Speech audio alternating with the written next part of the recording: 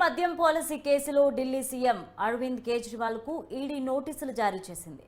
నేడు విచారణకు హాజరు కావాలని ఈడీ తెలియజేసింది. మార్చి 12 తర్వాత కేజ్రీవాల్ విచారణకు సిద్ధమంటూ ఆ ప్రకటన చేసింది. వీడియో కాన్ఫరెన్స్ ద్వారా హాజరవుతారని కేజ్రీవాల్ ఇప్పటికే వెల్లడించారు.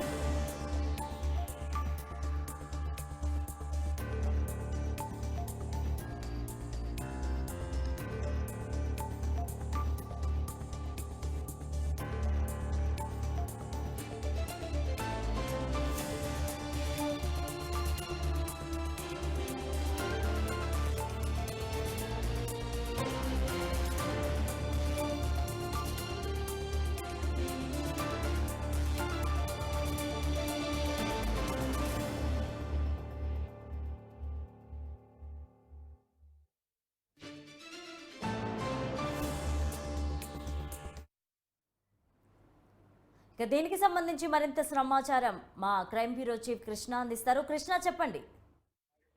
లావణ్య, ఏదైతే మొత్తానికి ఎట్టకేలకు ఈ కేజ్రీవాల్ నుంచి ఈడీ అధికారులకు ఒక సమాచారం కూడా అందింది. ఈ రోజు కూడా విచారణకు హాజరు కావాలని ఆయనకు నోటీసులు పంపడం జరిగింది. దాదాపు ఇప్పటి వరకు 10కి పైగానే కేజ్రీవాల్ కి ఈడీ అధికారులు విచారణకు హాజరు కావాలి, లిక్కర్ స్కామ్ వ్యవహారానికి సంబంధించి రావాలంటూ ఆయనకు నోటీసులు ఇచ్చారు. కానీ పదే ప్రతిసారి కూడా విచారణకు హాజరు కాకుండా ఆయన తప్పించుకుంటూ తిరుగుతూ ఉండడం, ఈ విషయం అటు ఈడీ అధికారులు కోర్టుకు కూడా తెలియజేయడం కూడా జరిగింది. తాజాగా ఇచ్చిన నోటీస్ కి తాను విచారణకు హాజరు కాలేదని, ఆయన ముఖ్యమంత్రిగా ఉన్నాను, ప్రజా సంబంధిత కార్యక్రమాలకు తాను హాజరవ్వాల్సిన పని ఉంది, చాలా బిజీగా ఉన్నాను కాబట్టి ఈ రోజు హాజరు కాలేను. 12వ తేదీ నాడు మాత్రం ఖచ్చితంగా వర్చువల్ అంటే వీడియోలో తాను అందుబాటులో ఉంటాను, మీరేమి అడిగిన క్వశ్చన్లు కూడా తాను అన్నిటికీ కూడా సమాధానం చెప్తానంటూ ఆయన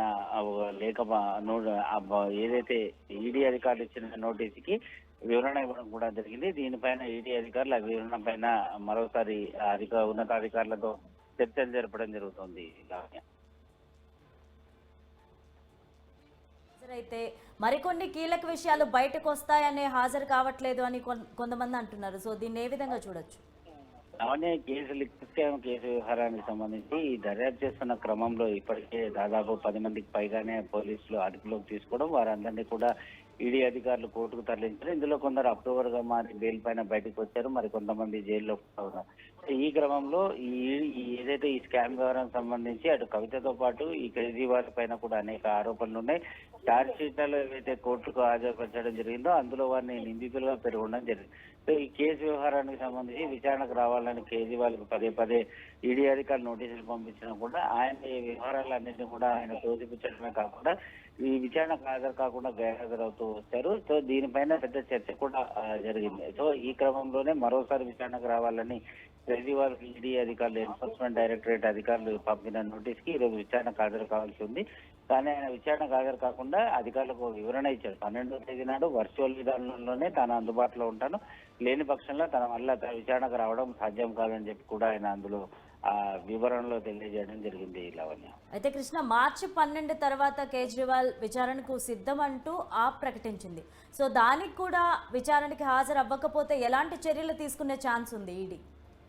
లావణ్య, ఏదైతే 12వ తేదీ నాడు విచారణకు కేజ్రీవాల్ సిద్ధమని ప్రకటించినప్పటికీ కూడా అందులో మాత్రం కేవలం వర్చువల్ విధానంలో మాత్రమే ఆయన అందుబాటులో ఉంటాడు అని చెప్పి పేర్కొంది. వ్యక్తిగతంగా మాత్రం ఈడీ కార్యాలయానికి తాను హాజరు కాలేనని చెప్తున్నాడు.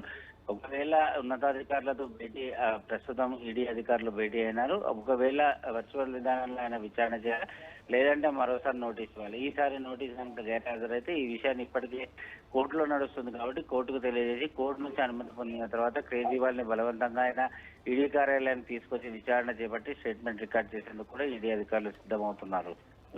Right, thank you Krishna.